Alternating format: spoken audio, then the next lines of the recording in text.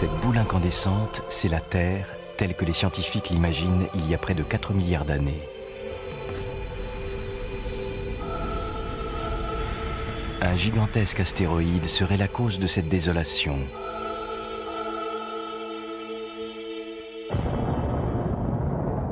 Un choc d'une violence inouïe, des millions de tonnes de roches transformées en vapeur incandescente, la disparition de toute trace d'eau à la surface de la planète bleue.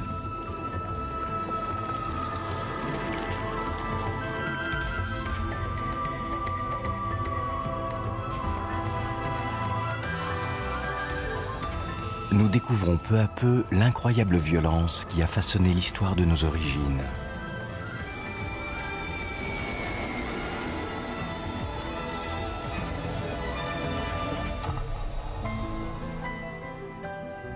Il y a 2,2 milliards d'années, la glace recouvre entièrement la planète durant plusieurs millions ou dizaines de millions d'années, effaçant presque toute trace de vie.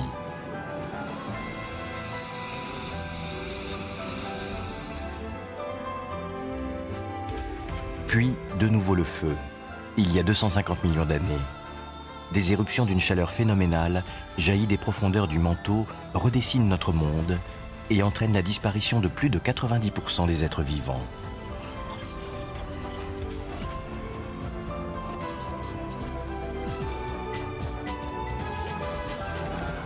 La vie sur Terre a plusieurs fois été menacée d'extinction. Mais nous commençons tout juste à comprendre que ces épisodes catastrophiques ont été des étapes déterminantes sur le chemin qui a mené l'évolution jusqu'à nous. C'est sans doute à cause des grands épisodes glaciaires que nos aïeuls microscopiques ont évolué vers des formes de vie plus volumineuses. Et certaines théories affirment que c'est le violent épisode éruptif qui a conduit nos lointains ancêtres à protéger leurs petits dans les ventres maternels. Ce que nous sommes sur cette Terre, nous le devons aux stratégies successives que la vie a déployées pour survivre aux différents cataclysmes qui ont ravagé la planète.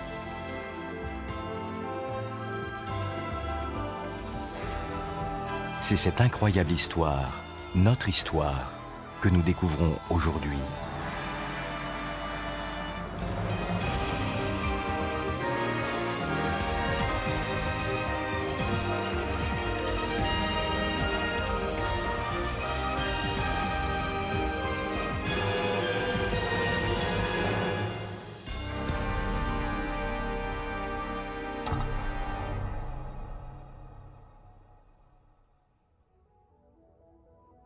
Au commencement était une terre bien différente de celle que nous connaissons. La voici il y a 4,6 milliards d'années. Elle est entourée d'une épaisse couche de nuages.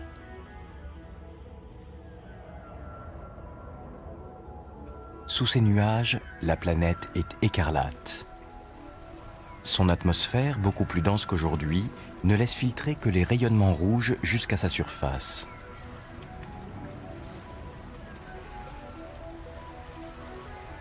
Aucun continent n'existe encore.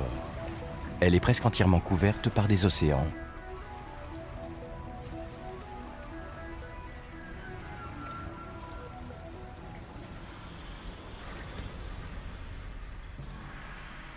Autre différence essentielle, sa taille.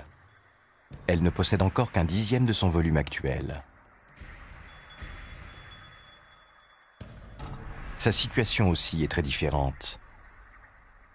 Elle orbite autour du Soleil en compagnie d'une vingtaine d'autres protoplanètes de taille équivalente. Aujourd'hui, cette partie de l'espace n'est plus occupée que par 4 planètes, Mercure, Vénus, la Terre et Mars. Mais il y a 4 milliards et demi d'années, cette région du système solaire était très encombrée.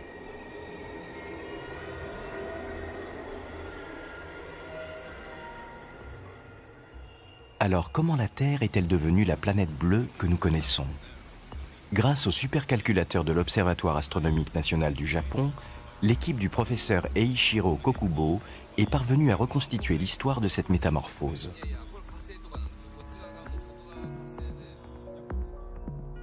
Durant environ 10 millions d'années, les 20 protoplanètes ont sagement poursuivi leur course autour du Soleil.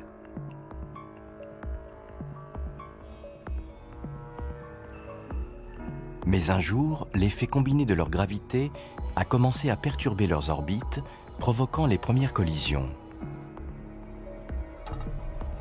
Sous la violence du choc, les protoplanètes entrent en fusion et donnent naissance à un nouvel objet dont la taille est égale à la somme des deux précédents.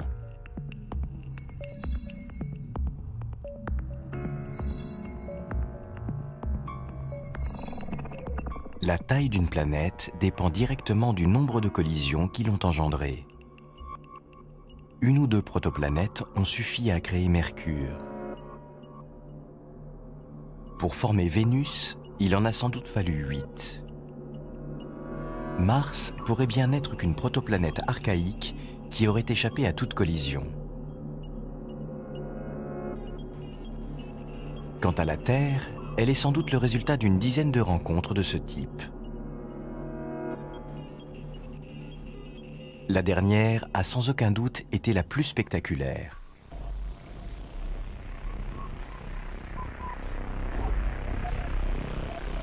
Cette planète est déjà presque la Terre. Elle est née de la collision de plusieurs protoplanètes.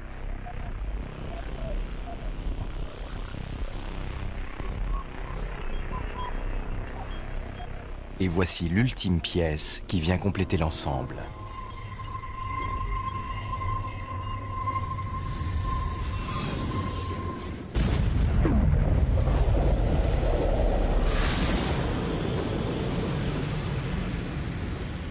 L'extraordinaire puissance du choc expulse d'énormes quantités de roches en fusion jusque dans l'espace. Puis, capté par la gravité, l'essentiel de cette matière revient progressivement s'agglomérer à la surface de la planète.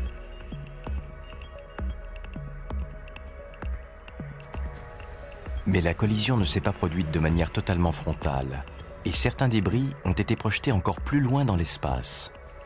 Ils sont restés en orbite autour de la planète longtemps après l'événement. Vus depuis la surface, ils devaient constituer une immense ceinture semblable aux anneaux de Saturne.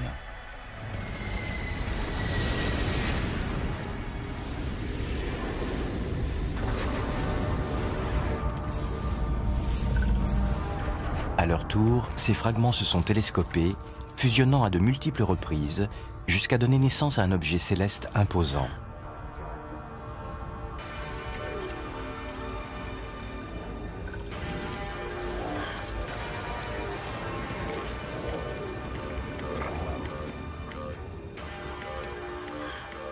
Le satellite de notre planète est né de ces rencontres.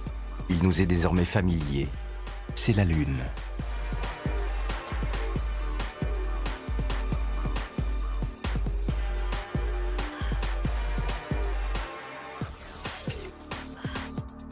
C'est donc d'une série très précise de collisions qu'est né le système Terre-Lune que nous connaissons aujourd'hui.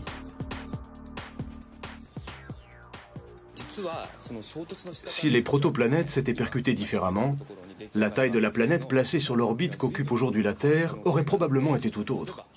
Elle aurait pu avoir un volume 2 fois plus important, ou une masse inférieure de moitié. C'est à une succession de hasards que la Terre doit sa masse actuelle. Pourtant, cette taille imposante était une des conditions indispensables au développement de la vie à sa surface. C'est ce que nous apprend l'étude de la plus proche de nos voisines, Mars, la planète rouge.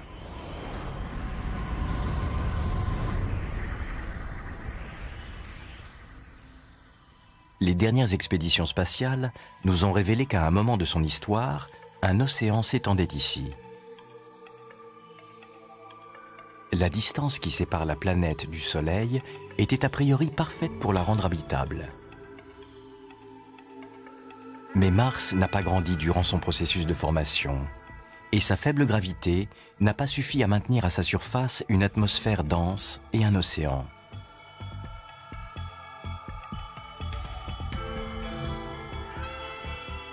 Si notre planète était restée de petite taille, il est probable qu'elle présenterait aujourd'hui un aspect aussi désolé que le paysage martien. Mais la masse acquise par la Terre au cours de sa croissance l'a dotée d'une force d'attraction bien supérieure. C'est elle qui lui a permis de conserver plus longtemps ses océans. Et c'est au cœur de ces océans que la vie s'est développée.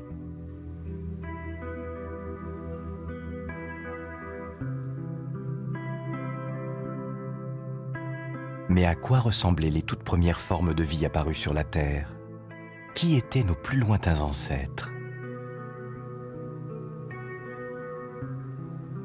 La réponse à ces questions est venue d'un pays recouvert à 80% par les glaciers tout au long de l'année, le Groenland.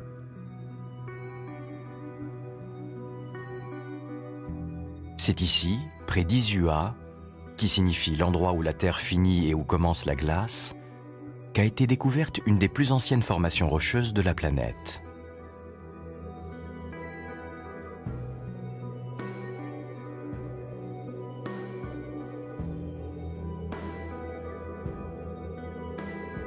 Ce massif a plus de 3,8 milliards d'années. Il affleure ici sur une surface de 4 km de large pour 35 de long.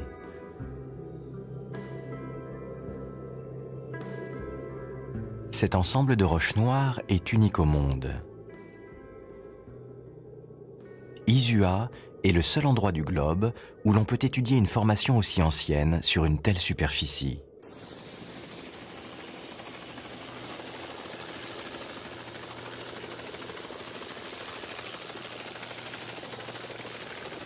C'est ici qu'ont été découvertes les plus anciennes traces de vie connues à ce jour. Le docteur Minik Rosing est l'artisan de cette extraordinaire découverte.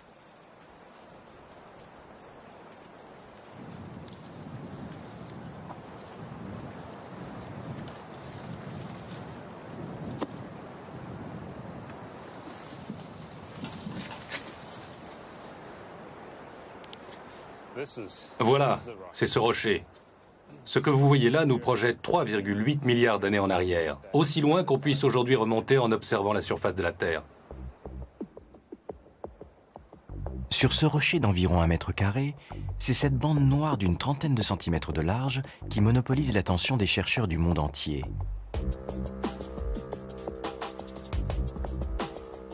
C'est elle qui abrite les plus anciennes empreintes de vie découvertes à ce jour sur notre planète. Même en disposant d'une vue exceptionnelle, on ne peut distinguer à l'œil nu les fossiles de ses tout premiers ancêtres. La seule différence qu'il y a entre ce gris et ce noir, c'est que celui-ci contient du carbone et que ce carbone provient d'organismes vivants.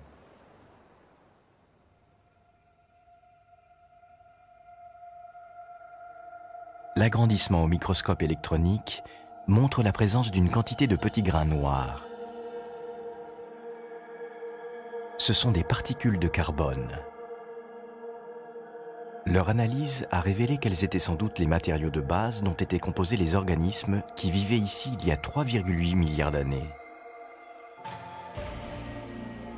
Selon le docteur Rosing, il devait s'agir d'entités mesurant à peine 1/100 de millimètre de long, assez semblables aux bactéries d'aujourd'hui.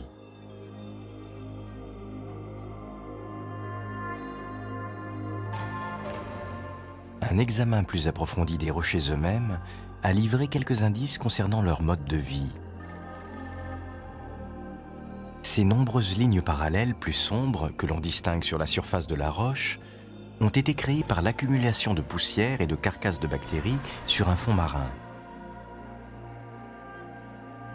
Si ces lignes sont droites, c'est que ce site était à l'abri des perturbations qu'engendrent les vagues ou les courants.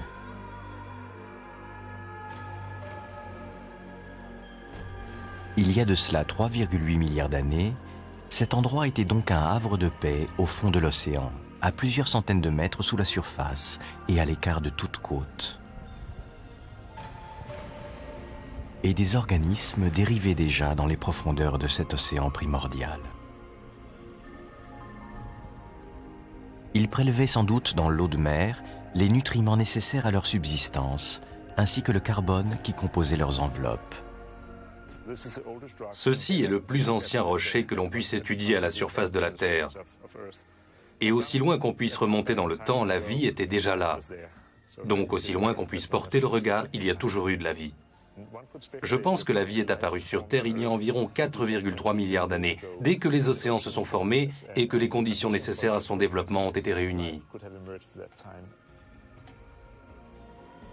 Ces traces sont celles de la plus ancienne forme de vie connue sur notre planète.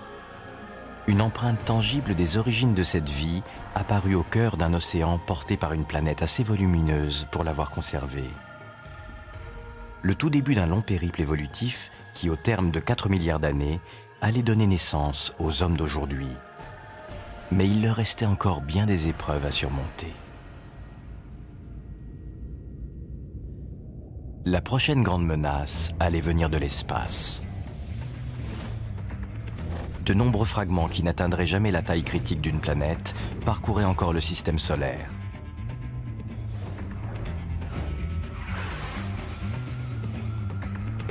Or, si la Terre avait acquis une masse suffisante pour que la vie apparaisse à sa surface, sa nouvelle gravité avait aussi multiplié le nombre d'astéroïdes qu'elle attirait.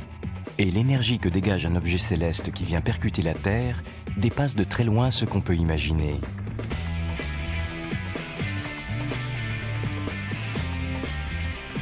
Nous sommes ici en Arizona, sur le site du Meteor Crater National Landmark, plus connu sous le nom de cratère Barringer. Cet immense cratère de 1200 mètres de diamètre est le résultat d'un impact qui s'est produit il y a environ 50 000 ans.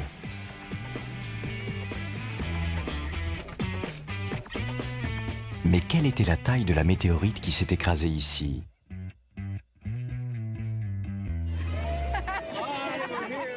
Au cours de l'été 2003, une centaine de personnes venues des 4 coins des États-Unis se sont rassemblées ici pour fêter un événement.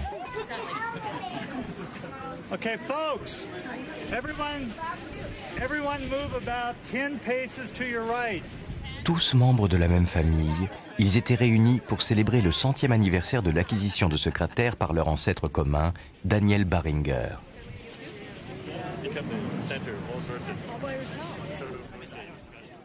Daniel Barringer était entrepreneur. Il avait fait fortune dans l'exploitation minière vers la fin du 19e siècle. En 1903, il acheta ce cratère, prévoyant d'en extraire les quantités de fer et de nickel que devait contenir la gigantesque météorite qu'il avait créée.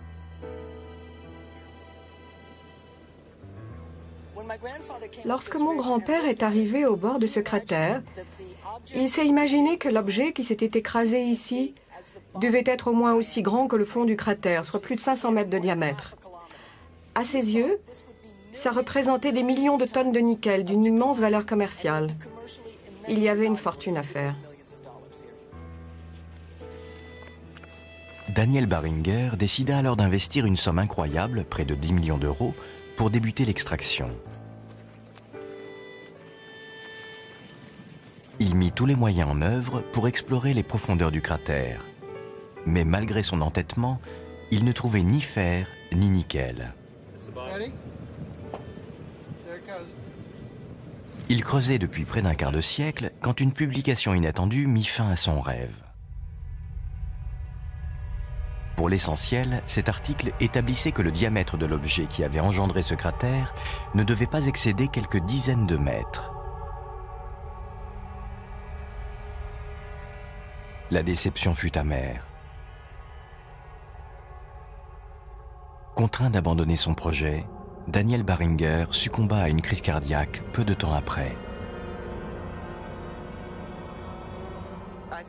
Je pense que j'aurais facilement fait la même erreur. Vu les dimensions de ce cratère, on s'imagine immédiatement que la météorite devait être énorme. L'impact d'une météorite de la taille de ce filet avait en fait suffi à engendrer cet immense cratère de plus d'1 kilomètre de diamètre.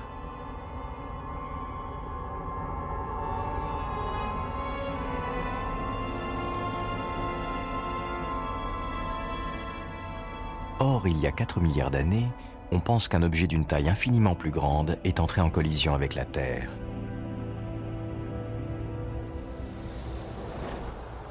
Un astéroïde d'un diamètre 10 000 fois supérieur à celui de la météorite Barringer. Quant à sa masse, elle devait être 1 trillion de fois plus importante.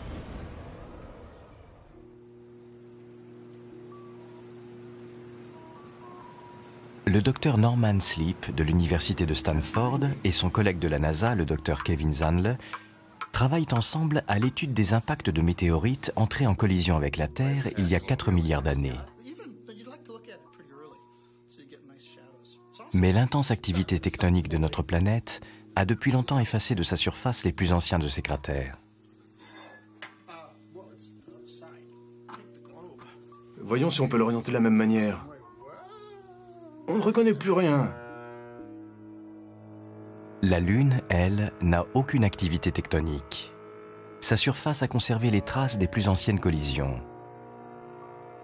De leur étude, les docteurs Sleep et Zandle ont cherché à déduire la quantité d'impact reçue par la Terre. Compte tenu de la différence de taille et de gravité, leurs calculs ont établi qu'ils avaient dû être 25 fois plus nombreux que sur la Lune.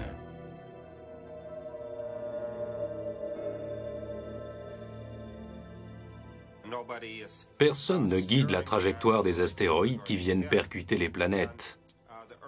La différence de dimension fait que la Terre reçoit plus d'impact. De la même manière, si des chasseurs tiraient au hasard dans une forêt, les cerfs seraient plus souvent touchés que les lapins. Nous avons répertorié les plus grands cratères de la Lune. Puis nous avons appliqué un coefficient qui prend en compte la taille bien plus grande de la Terre. Le résultat nous apprend que la Terre a reçu l'impact d'astéroïdes atteignant jusqu'à 500 km de diamètre. Voici les résultats de ces calculs avec la taille des astéroïdes et le nombre probable de collisions pour chaque type.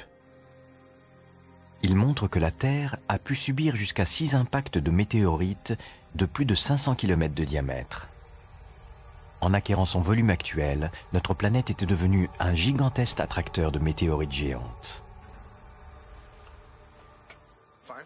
Un objet de 500 km de diamètre, qui se déplace à 20 km par seconde et s'immobilise en 20 secondes en évacuant toute son énergie, ça produit une explosion phénoménale. À cette époque, un microbe avait bien plus de chances de survivre en s'installant sur Mars plutôt que sur la Terre.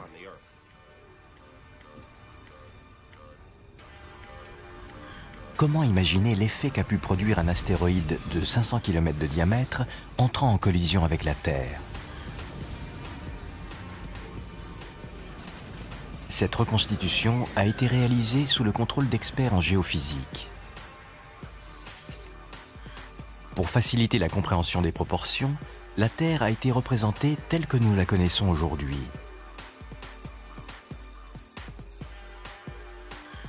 Un astéroïde de 500 km de diamètre est par exemple plus long que la plus grande des îles qui composent le Japon.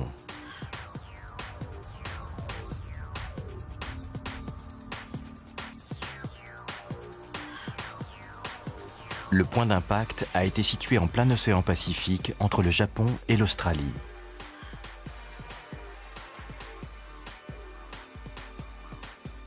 La vitesse de cet astéroïde est de 72 000 km/h, mais comme il est énorme, tout semble se dérouler au ralenti.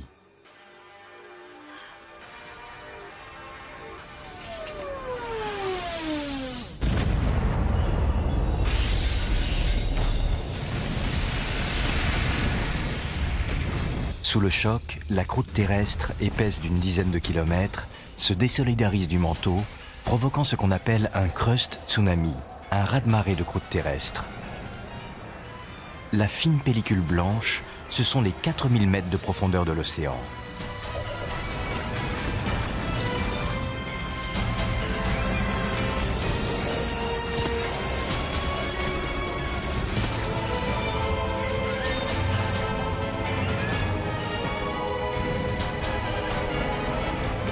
L'archipel du Japon est instantanément pulvérisé.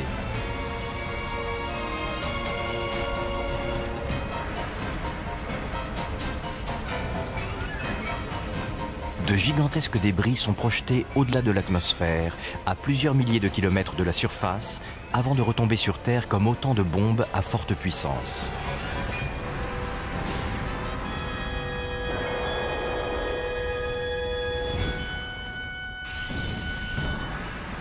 La lèvre du cratère forme une immense chaîne de montagnes de 7000 mètres d'altitude.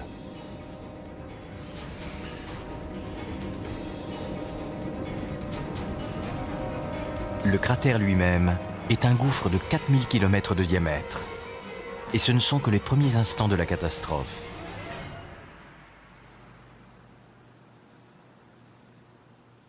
Pour reconstituer la suite de l'événement, les scientifiques ont fait appel au plus grand banc de tests de collision du monde, celui de la NASA.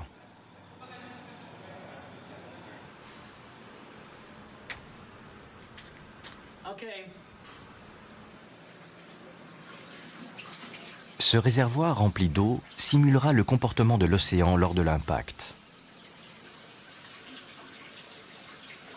Cette balle d'aluminium de 6 mm jouera le rôle de l'astéroïde. Elle va venir percuter l'eau à une vitesse de 20 000 km/h.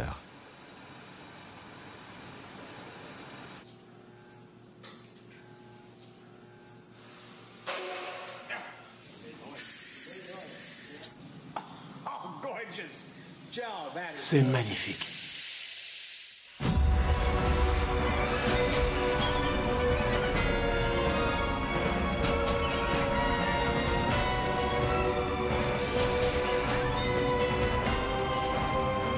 L'impact de cette petite balle de 6 mm a violemment perturbé la totalité du mètre cube d'eau contenu dans le réservoir. Mais le véritable effet de la déperdition d'énergie à l'instant de la collision ne peut s'observer qu'au ralenti, ici à 6000 images secondes.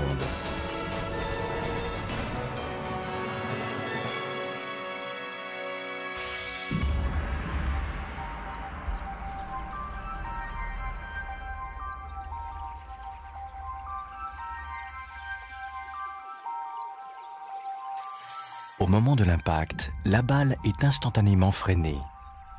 La plus grande partie de l'énergie cinétique accumulée par le projectile est alors transformée en chaleur. Et cette chaleur extrême provoque l'évaporation immédiate d'une énorme quantité d'eau. Lorsqu'un astéroïde vient percuter la Terre, la matière est portée à des températures de l'ordre de 4000 à 6000 degrés centigrades. C'est à peu près la température de la surface du Soleil. Une expérience réalisée à l'université d'Hokkaido a permis d'évaluer le comportement de la météorite et du socle rocheux au point d'impact lorsqu'ils sont soumis à de telles températures.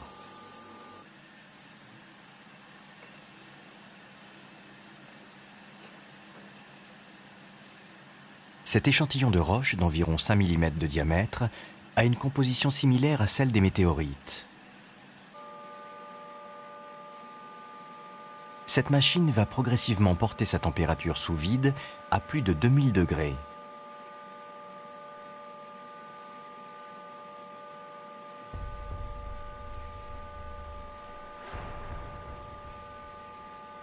Sous l'effet de cette chaleur extrême, l'échantillon fond et libère une quantité de petites bulles d'air. La roche, comme l'eau, peut atteindre un point d'ébullition. Elle se transforme alors en un gaz que l'on appelle vapeur de roche.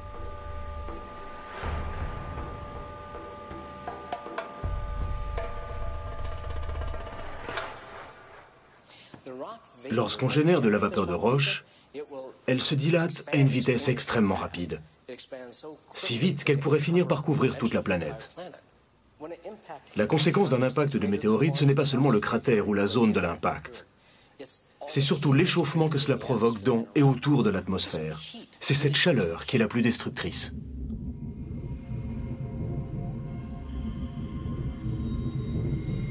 Cet immense dôme brûlant qui surplombe le cratère quelques instants après l'impact, c'est la vapeur de roche.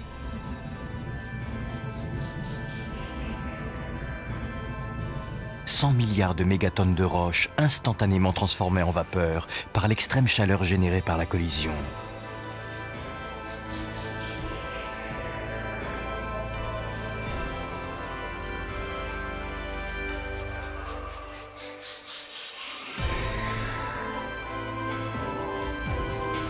Après s'être gonflée en forme de dôme, cette masse de vapeur de roche s'aplatit et se répand à grande vitesse dans toutes les directions.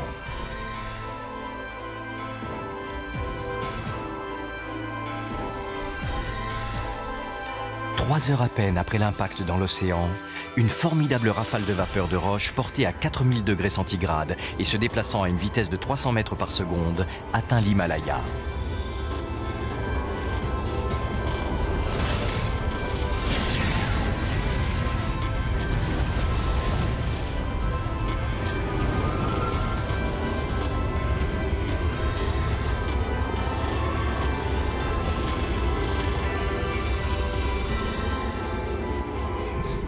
La vapeur de roche atteint maintenant l'Amazone, à l'opposé du point d'impact sur le globe.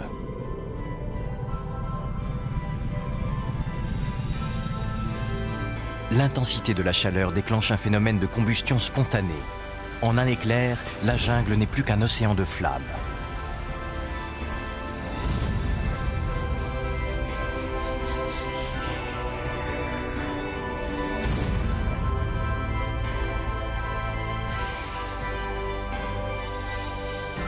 « 24 heures après l'impact, l'ensemble de la planète est enveloppé d'un nuage de vapeur de roche à haute température.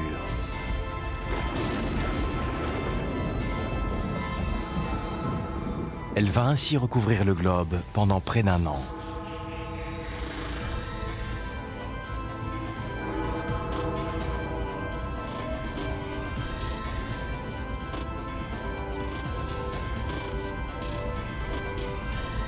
L'océan, le berceau de la vie, n'échappe pas à la catastrophe. Sa surface bouillonne de toutes parts alors que la vapeur de roche vient tout juste d'envelopper la Terre.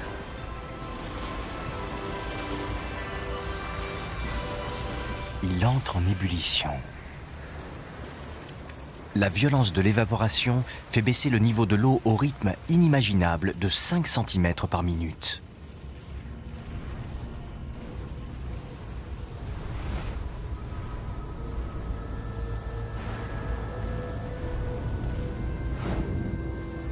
L'eau de mer a totalement disparu. Il ne reste que le sel. Mais lui aussi s'évapore rapidement. Le plancher océanique est maintenant à nu et toujours soumis à cette température extrême. Très vite, il se met à fondre.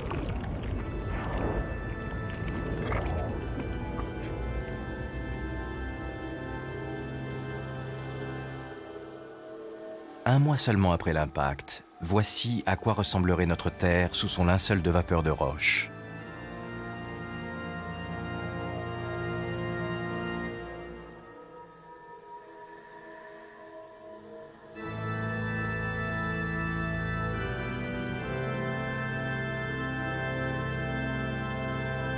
Une seule collision avec un astéroïde de 500 km de diamètre et plus une goutte d'eau ne subsiste sur la planète entière.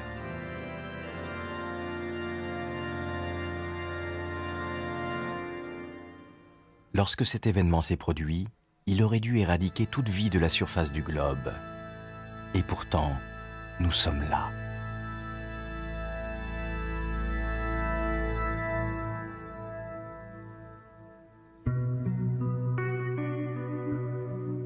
Pendant très longtemps, on a pensé que chaque épisode d'évaporation totale avait entraîné l'extinction de la vie et qu'elle avait dû ensuite reprendre son développement depuis le début.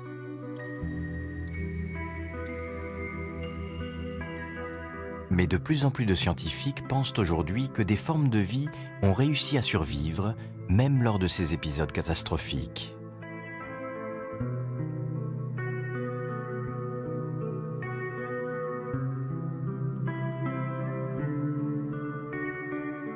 Une découverte récente faite au Nouveau-Mexique est venue appuyer cette théorie.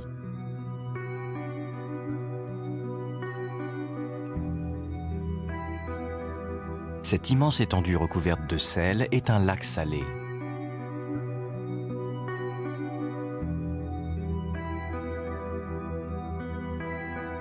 Il y a 250 millions d'années, cette région était occupée par la mer.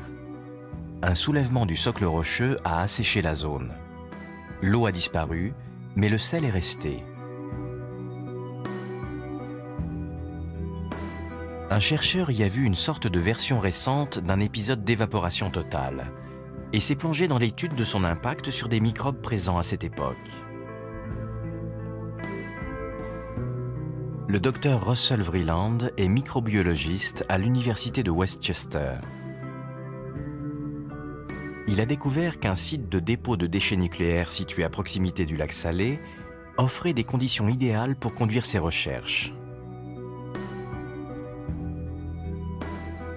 On dépose ici dans des abris souterrains les gants, outils et autres objets contaminés qui ont été utilisés lors de la fabrication d'armes nucléaires.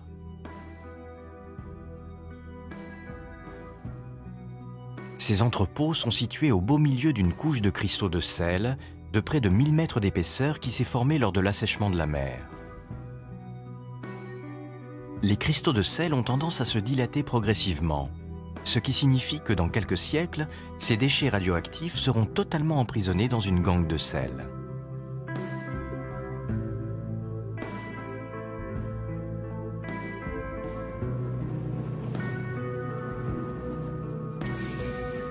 Si le sel peut ainsi isoler des déchets nucléaires, il est possible que des micro-organismes anciens s'y soient aussi trouvés prisonniers. C'est en suivant cette intuition que le Dr Vreeland a commencé à examiner les cristaux accessibles dans les profondeurs de ces installations.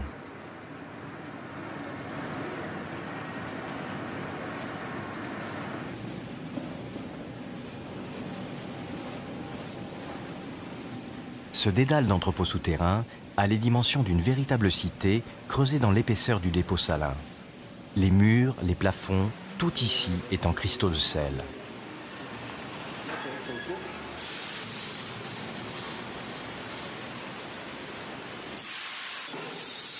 Chaque secteur est isolé par un système de portes automatiques.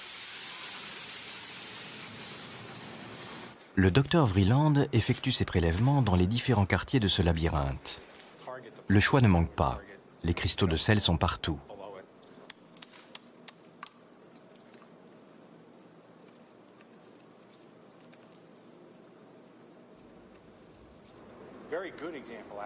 Celui-ci est un très bon exemple de mon point de vue, parce qu'on y voit des bandes et des stries très visibles. Et chacune d'elles représente une toute petite goutte d'océan permien, emprisonnée dans ce cristal depuis 200 millions d'années. À ses yeux, chacun de ces cristaux est aussi précieux qu'un diamant. On distingue à l'intérieur de minuscules inclusions liquides.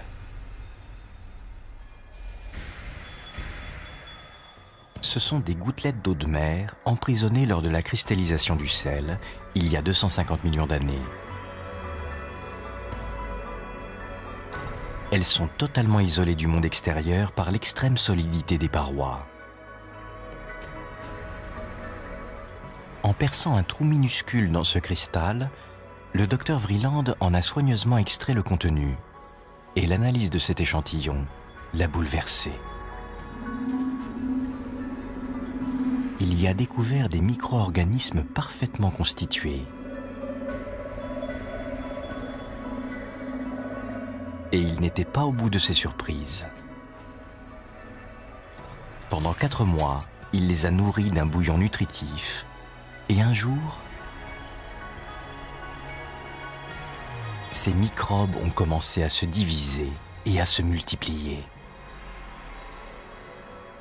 Après un sommeil de 250 millions d'années, il revenait à la vie. La bactérie que nous avons trouvée dans ce cristal n'était ni vivante ni morte. Elle était en suspension statique de longue durée. À l'état de spore, elle ne pouvait rien faire d'autre qu'attendre. Le plus étonnant dans cet état, c'est que l'organisme en suspension n'a besoin d'aucun nutriment. Il ne produit aucun déchet. Et il peut ainsi attendre indéfiniment que les conditions redeviennent favorables à sa survie. Tandis que l'eau de mer s'évaporait et que les cristaux de sel se formaient, ces micro-organismes ont trouvé une gouttelette d'eau qu'un cristal emprisonnait. C'était leur meilleure chance de survie. La vie est tenace. Elle est capable de dénicher les endroits les plus improbables pour prolonger son existence. Pour le Dr Vreeland, cette ténacité constitue l'essence même de la vie. Ce qui m'émerveille le plus, c'est cette ténacité de la vie. Dès l'instant où elle est apparue, où elle s'est établie sur cette planète, il aurait fallu une catastrophe d'une ampleur inimaginable pour la faire disparaître. Mais l'épisode d'évaporation totale survenu il y a 4 milliards d'années a dû être bien plus destructeur qu'un simple assèchement. L'intensité de la chaleur a fait disparaître l'eau, mais aussi le sel du plancher océanique. Or, les protéines, qui sont les briques de base de la vie, se désintègrent dès que la température approche les 150 degrés. Alors, comment survivre dans de telles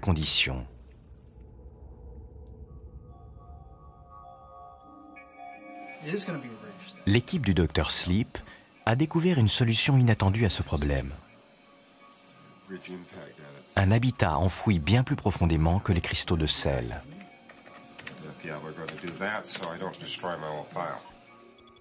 Ce graphique matérialise la répartition des températures sous la surface de la Terre.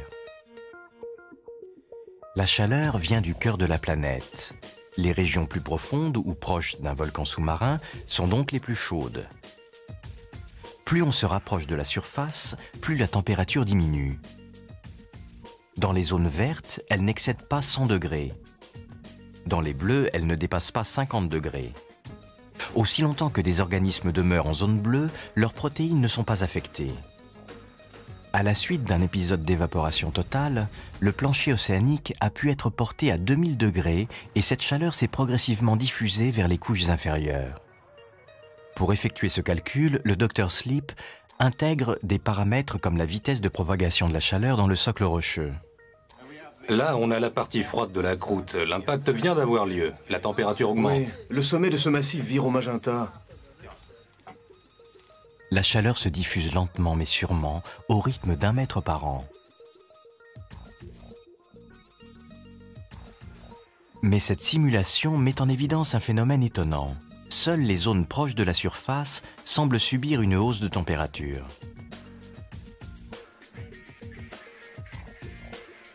Au cours des 10 000 années qui suivent l'impact, il reste toujours des régions bleues. Tout organisme vivant à 1 ou 2 kilomètres sous terre serait raisonnablement en sécurité.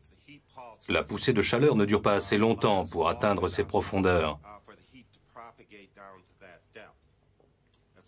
C'est le même phénomène lorsqu'on fait cuire une viande. On ne peut pas la rôtir en 1 minute. Même si on porte l'extérieur à une très forte température, l'intérieur reste froid. Mais la vie peut-elle se dissimuler à plusieurs kilomètres sous terre? En Afrique du Sud, cette question a déjà trouvé sa réponse. Nous sommes ici au-dessus d'une mine d'or. Ses puits les plus profonds descendent jusqu'à 3500 mètres sous la surface.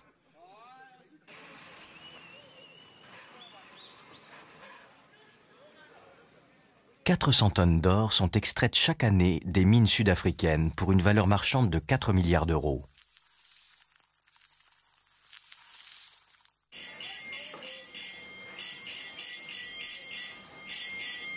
Ces chiffres expliquent sans doute pourquoi le puits le plus profond que l'homme ait creusé sur cette planète se trouve ici.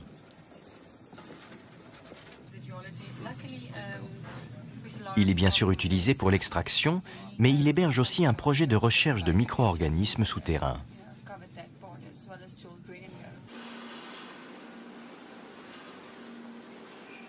Avant la création de ce puits, on pensait que le monde des profondeurs était exclusivement minéral.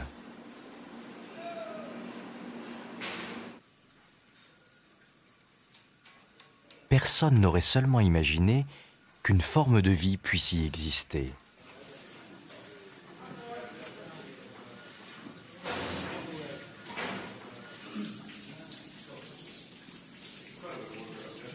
À une telle profondeur, il est essentiel de vérifier régulièrement les niveaux de méthane. Une trop forte concentration de ce gaz qui sourd en permanence des crevasses pourrait annoncer l'imminence d'une explosion.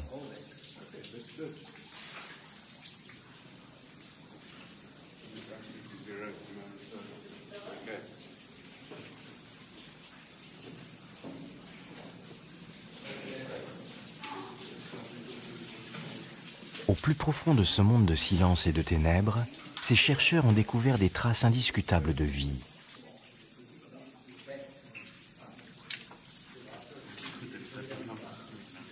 Des infiltrations d'eau venues de la surface suintent le long de cette paroi. Elle est recouverte d'une épaisse pellicule blanche et noire, un tapis organique composé de différentes bactéries. Leur analyse a révélé la présence d'espèces totalement inconnues à la surface. Pourtant, elles sont équipées de gènes qui les prédisposent à une respiration oxygénée, ce qui semble parfaitement inutile dans leur habitat actuel.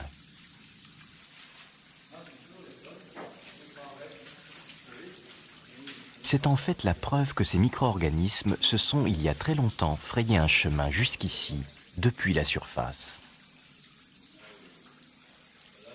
Ils se sont glissés dans les interstices de la roche jusqu'à cet étrange habitat où ils ont réussi à survivre. Nous pensions autrefois qu'aucune vie n'existait à plus de 60 cm de la surface.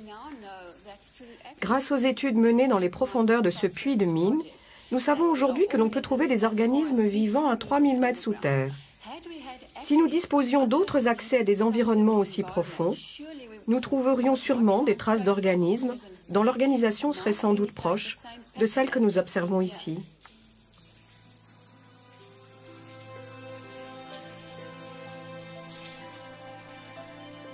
Le monde souterrain a en fait été le grand réservoir de la vie.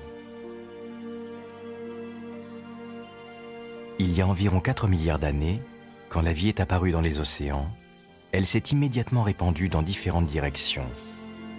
Certaines de ces formes ont visiblement atteint les profondeurs de la Terre. Un épisode d'évaporation totale a sans doute éliminé toute vie des océans. Mais les organismes qui s'étaient réfugiés loin sous la surface ont survécu. La Terre a certainement été transformée pour un temps en une boule incandescente.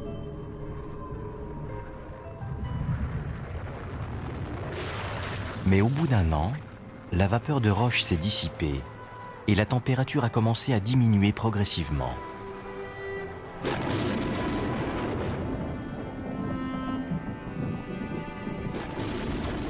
Un millier d'années plus tard, l'eau évaporée des océans s'est finalement recondensée en pluie et s'est abattue sur la Terre au rythme de 3000 mm par an.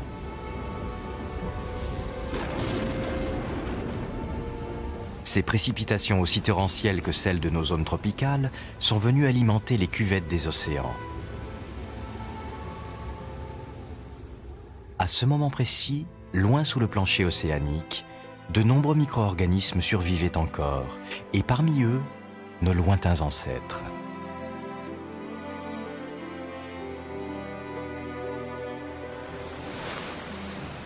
Pendant plus de 2000 ans, la pluie a continué de tomber par intermittence et l'océan s'est de nouveau rempli.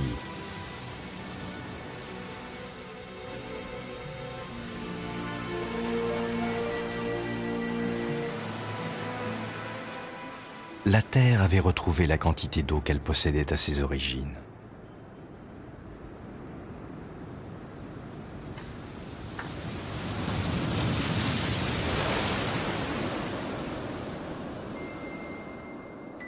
Un nouveau monde océanique s'est reconstitué à la surface de la planète.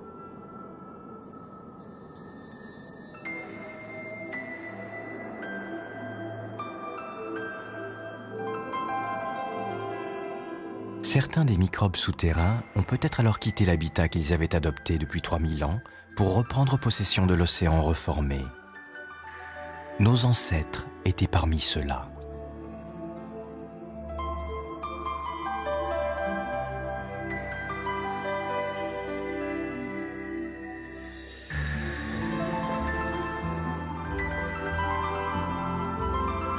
Malgré leur taille microscopique, ils se sont lancés à l'assaut de ces nouveaux espaces.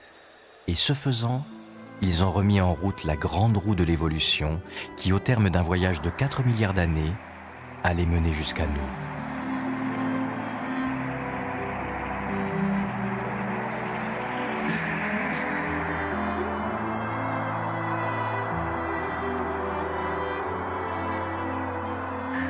Dans l'histoire qui allait suivre, la vie allait sans cesse devoir se projeter ainsi vers l'inconnu, pour que chaque fois s'enclenche une nouvelle étape du processus évolutif.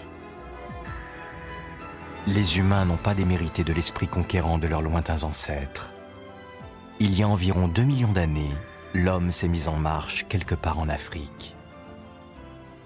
Puis, il est sorti du vieux continent et s'est répandu sur l'Europe et l'Asie.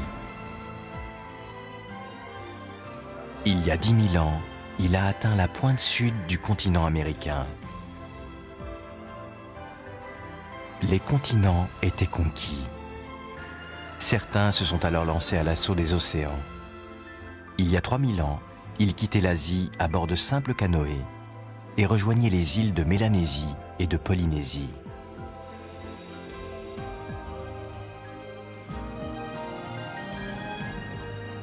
Il y a 1000 ans, ils atteignaient Hawaï, l'île de Pâques, la Nouvelle-Zélande et l'ensemble du Pacifique. Toutes les terres émergées de la planète étaient désormais habitées par l'homme.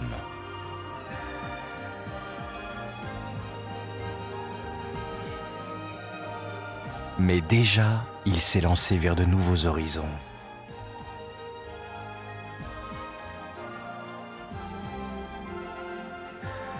Nous, les humains, portons sans doute inscrit dans nos gènes l'obstination des premières bactéries qui ont survécu à l'épisode d'évaporation totale, cette force irrépressible de la vie qui nous pousse à toujours aller voir plus loin.